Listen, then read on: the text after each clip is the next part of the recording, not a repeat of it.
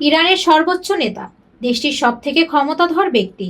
সর্বোচ্চ নেতার পদ 1979 সালে ইসলামী বিপ্লবের পর সংবিধানে অন্তর্ভুক্ত হয়। প্রথম সর্বোচ্চ নেতা ছিলেন আয়াতুল্লাহ রুহুল্লাহ খমেনি। তার মৃত্যুর পর 1989 সালে আয়াতুল্লাহ আলী খামেনি এই দায়িত্বে আসেন এবং 2026 সালের 28 ফেব্রুয়ারি পর্যন্ত প্রায় 36 বছর 6 মাস দেশের সর্বাধিক ক্ষমতাধর হিসাবে দায়িত্ব পালন করেছেন। নির্বাচনের নিয়ম অনুযায়ী ইরানের সর্বোচ্চ নেতা নির্বাচন করে সুপ্রিম লিডার্স কাউন্সিল, যা 88 জন আলেমের সমন্বয়ে গঠিত।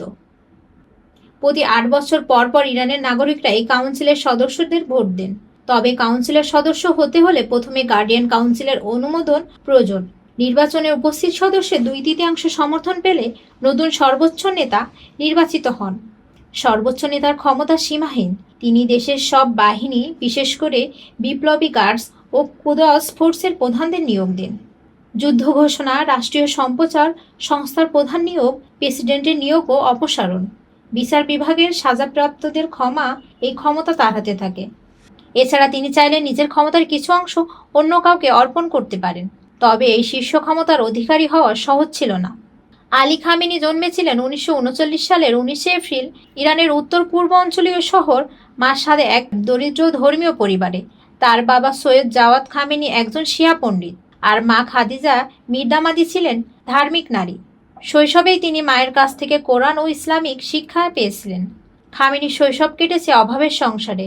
মাঝে মাঝে ক্ষুধার্ত অবস্থায় ঘুমাতে হতো, আর পুরানো ও মলিন পোশাকের জন্য সহপাঠীদের কটাক্ষের মুখোমুখি হতে হতো। তবু শিক্ষায় মনোযোগী ছিলেন তিনি।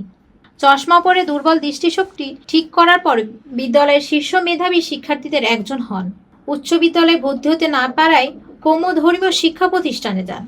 কৈশোরে সাহিত্যের প্রতি আগ্রহ ও কবিতা লেখা শুরু করেন। পরে ইরানের ইসলামী বিপ্লবের পর আয়াতুল্লাহ খমেনির সঙ্গে যুক্ত হয়ে রাজনৈতিক ও ধর্মীয় আন্দোলনে সক্রিয় হন।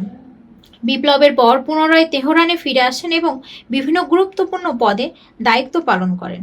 তার নেতৃত্বে ইরানের ইসলামিক বিপ্লবী গার্ড কোর শক্তিশালী বাহিনী হিসেবে গড়ে ওঠে।